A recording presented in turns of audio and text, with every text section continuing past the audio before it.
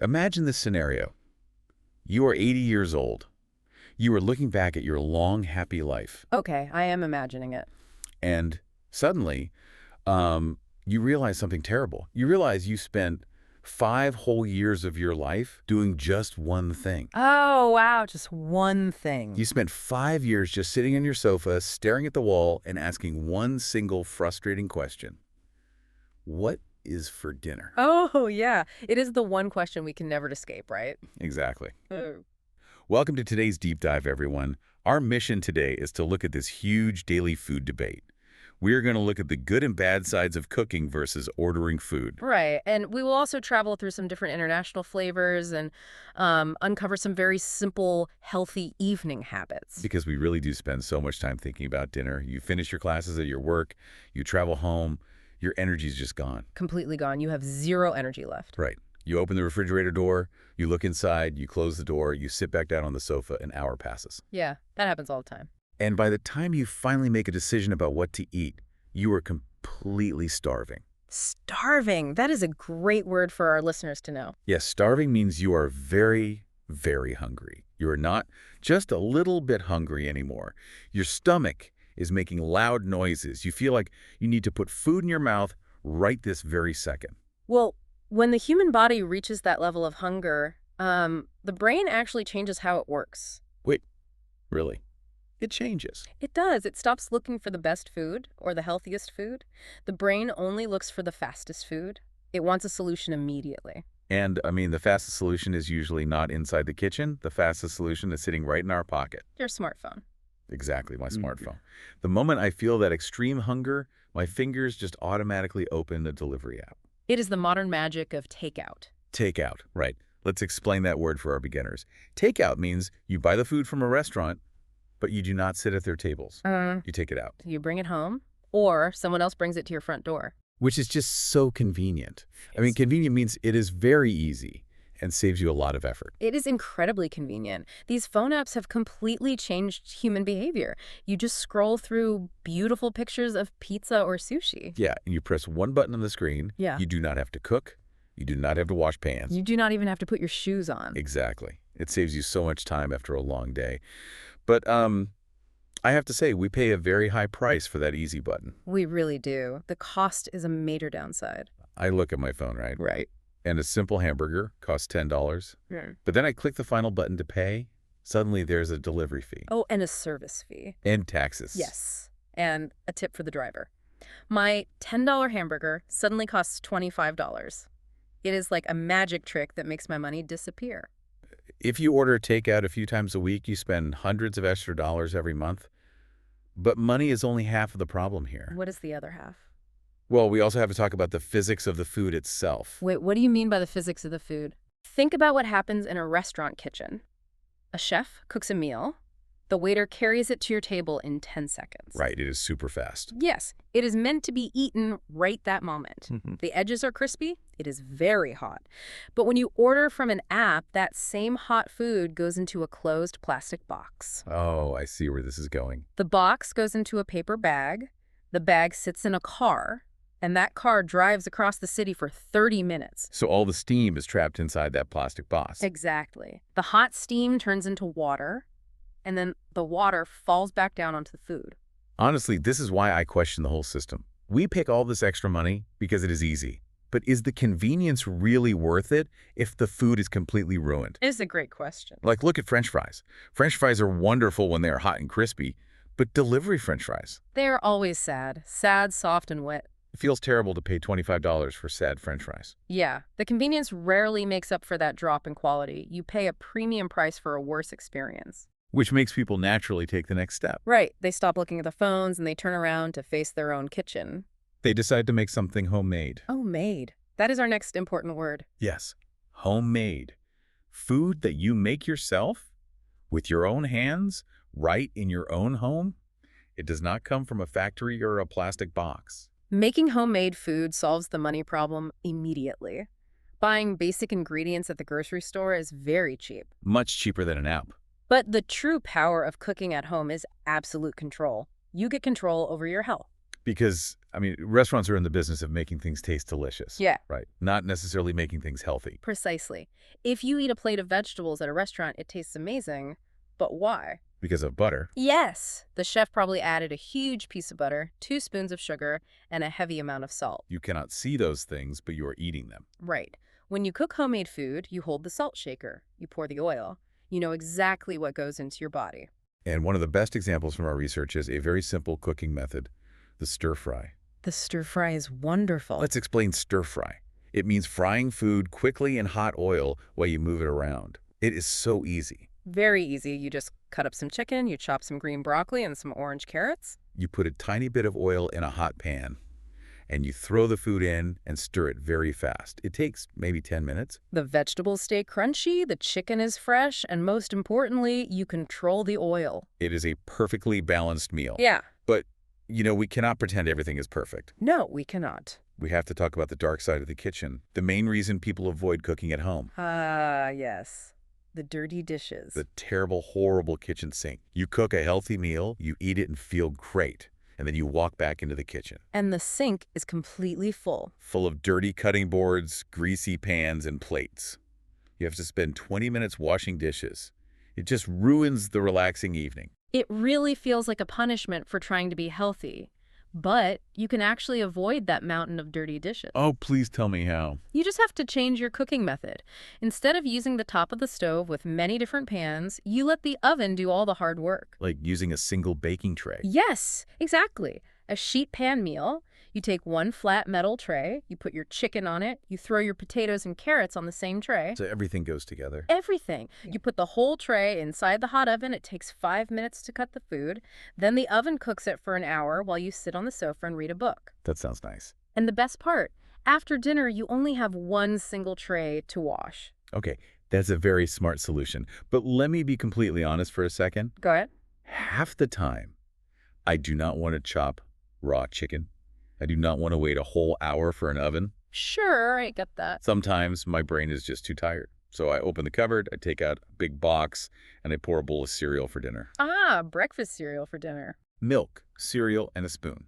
It takes 10 seconds. I only have to wash one bowl, I am full, and I have no dishes. Why isn't cereal the perfect dinner? Well, it feels perfect in the moment. It is fast and sweet. But eating cereal for dinner is actually creating a major problem for your body later in the night. Because it is not a real meal. Like it's just for kids. Because of how your body processes the sugar, most breakfast cereals are just processed sugar and simple carbohydrates. Right. When you eat that sweet cereal at 7 o'clock, your blood sugar goes way up. You get a fast rush of energy. I do feel very happy and full right after. Yes, but your body burns through that simple sugar very quickly. So what happens a few hours later? Your blood sugar crashes down. It drops very fast. When you are asleep in your bed at 3 o'clock in the morning, your brain realizes your stomach is empty. Oh, no. The brain panics. It releases a stress chemical called cortisol. A stress chemical. Yes. And that stress chemical literally jolts you awake in the dark. You wake up feeling anxious and hungry. Cereal is a fake dinner. It lies to your stomach. Wow. It lies to your stomach. Okay, so if cereal is a fake dinner and we decide to make a real meal, we face another problem. Which is? We have to figure out what flavor fits our mood. Because we use food to change our mood. But we absolutely do. Food is a chemical reaction. We use those chemicals to manage our emotions at the end of the day. So let's travel through some different international flavors. Imagine it is the middle of winter. It is dark outside. The wind is blowing. You are feeling cold and frozen. That is the perfect time for spicy food. You might choose a hot Mexican dish, like spicy tacos or a rich Indian curry. But why do we crave spice when we are cold? It is biology. Spicy foods contain a specific chemical. When that chemical touches your tongue, it sends an alarm signal to your brain. What does the alarm say? It tells your brain, I am touching something hot. Your brain reacts by opening up your blood vessels to cool you down. You might even start to sweat. So you are literally tricking your body into warming itself up from the inside out. Exactly. Spicy food is an internal heater. That is amazing. Now let's change the scenario. Imagine you had a terrible day at work. Your boss was angry. You lost your keys. It is raining. Oh, this sounds awful. You feel sad, and you just want to feel safe and happy. You are looking for comfort food. And for millions of people around the world, the ultimate comfort food is Italian. Yes. Pasta. A massive plate of warm pasta or a thick pizza covered in melted cheese. Very heady, rich food. Yes. When you eat a huge amount of heavy carbohydrates and warm cheese, your brain releases a chemical called serotonin. And serotonin is a happy chemical. Yes, it is a hormone that makes you feel calm, sleepy, and happy. Eating a big bowl of pasta acts like a heavy, warm blanket for your nervous system. It numbs the stress of the bad day. It's like a hug from a friend. Exactly. Okay, let's look at one more scenario. It is a Sunday afternoon. You are not stressed, you have free time, and you want to enjoy making food. You want a fun project. That brings us to Chinese dumplings. Yes, but wait. Making dumplings from scratch is a huge project. It takes a lot of time. You have to mix flour and water to make the dough. You roll it flat. You fold the edges of every single piece perfectly. It is an art form. But, I mean, I can go to the grocery store right now and buy a giant bag of frozen dumplings for $5. I just drop them in boiling water. Why do people spend 3 hours making them by hand? Because of what is hidden on the inside, the secret is the filling. The filling, like the meat and vegetables inside the dough. Exactly. When you buy a cheap bag of frozen dumplings, the factory uses huge machines to crush the filling. Right. The machine crushes the meat and the cabbage until it is just a soft paste. There is no texture. It feels like baby food inside. Ew, baby food. But when you make it yourself... When you make the filling homemade, you use a knife. You chop fresh cabbage so it keeps its crunch. Oh, I see. You mix fresh pork with fresh juice from a ginger root. When you boil that handmade dumpling and bite into it, the vegetables are still crunchy. The flavor explodes in your mouth. So you are paying with your time, but creating a taste that a factory machine simply cannot copy. Exactly. It is an investment. Now, our final stop on this flavor tour is Japan, specifically fresh sushi. Sushi is very interesting, especially because of how it leaves you feeling after the meal is over. Yeah, because when I eat Italian pasta, I feel very heavy. But when I eat Japanese sushi, like fresh raw salmon, tuna, a little rice, I feel very light. Feeling light at the end of the evening is crucial, because this leads us to the most important rule of our daily dinner choices. Which is? It is not just about what we eat. It is about when we eat it and how it affects our bodies when we turn the lights off to sleep. Let's talk about the clock first, the timing of the meal. Imagine two people. Person A eats dinner at 7 o'clock p.m. Okay. Person B waits until 10 o'clock p.m. to eat. They both go to sleep at 11. What is the difference? The difference is how their internal organs are working during the night. Digestion, which means breaking down food, is hard physical labor for your body. Hard labor. Yes. When you swallow food, your stomach has to produce strong acids. The muscles squeeze and mix the food. Your blood flow changes. So eating a giant meal at 10 o'clock is like forcing your stomach to work a noisy night shift at a factory. A night shift at a factory. That is a perfect picture. Because the rest of your body is lying in bed. Your brain is trying to sleep. But right in the middle of your body, the stomach factory is running all its loud machines, grinding up food. Yes. The brain hears all that noise and feels all that movement from the stomach factory. Because the stomach is working so hard, the brain cannot fall into a deep, restful sleep. You wake up feeling exhausted. That is why eating earlier, around 7 o'clock, is so much better. The factory finishes its work before you ever get into bed. Okay, so eat earlier. But we also need to balance the actual food on our plate.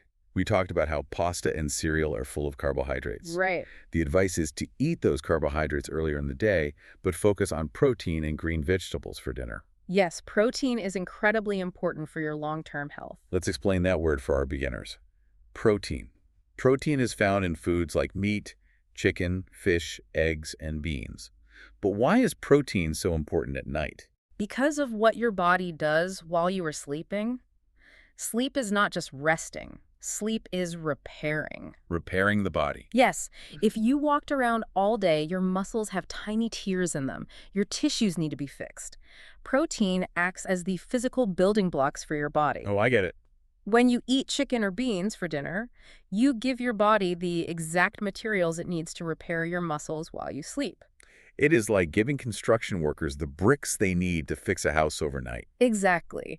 And green vegetables like broccoli give those workers the vitamins they need to do their job well. This makes the rule about carbohydrates very clear, too.